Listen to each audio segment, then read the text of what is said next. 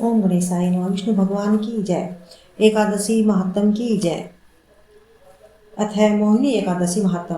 धर्मराज युधिष्ठिर बोले कि हे कृष्ण जी, वैशाख मास की शुक्ल पक्ष की एकादशी का क्या नाम है तथा उसकी क्या विधि है, सो सविस्तार पूर्वक कहिए।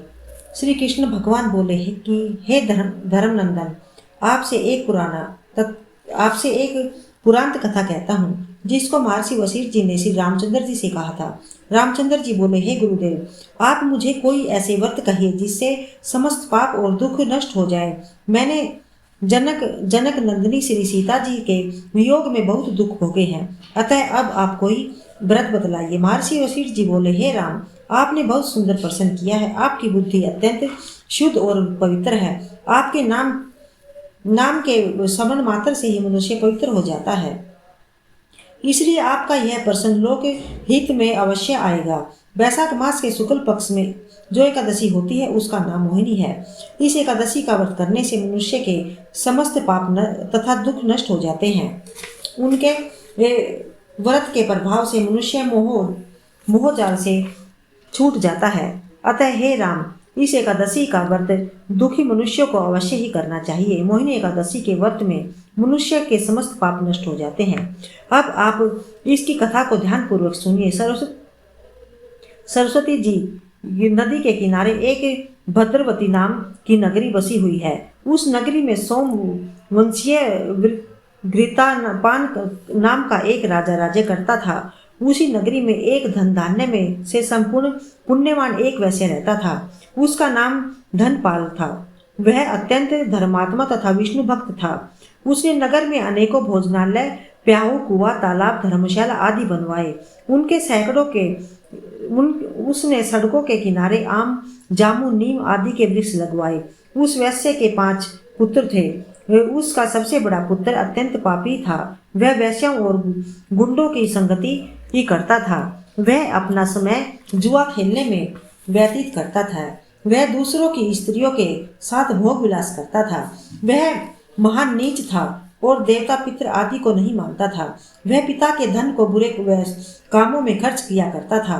वह मदपान तथा मांस का भक्षण किया करता था। इस पर उसके पिता, भाइयों तथा कुटुंबियों ने उसे घर से निकाल दिया और उसकी निंदा करने लगे।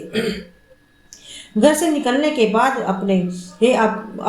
अपने आभूषणों तथा वस्त्रों को बेचकर रहने लगा। धन नष्ट हो जाने पर वेश्याओं ने तथा गुंडों ने भी उसका साथ छोड़ दिया। अब वह भूख और प्यास से दुखी रहने लगा। अब उसने चोरी करने का विचार किया और रात्रि में चोरी करने लगा। एक दिन वह पकड़ा गया, परंतु सिपाहियों ने वैश्य का पुत्र जानकर छोड़ दिया। वह दूसरी बार फिर पकड़ा गया और राजा ने उसे कारागार में बंद कर दिया। कारागार में राजा ने उसके बहुत दुख दिए और उससे नगर छोड़ने को कहा। अंत में वह दुखी होकर नगरी को छोड़ गया और जंगल में पशु पक्षियों को मार मार कर खाने लगा। फिर बहेलिया बन गया और धनुष बाण ले पशु पक्षियों को मार मार कर खाने लगा। एक दिन वह पापी भूख और प्यास से व्याकुल खाने की खोज में निकल पड़ा और कौटिन्य ऋषि के आश्रम में पर जा पहुंचा। इस समय वैशाख का महीना था। कौटिन्य ऋषि गंगा स्नान करके आए थे। उनके भीगे वस्त्रों के छींटे मात्र से इस पापी को कुछ सुबुद्धि प्राप्त हुई।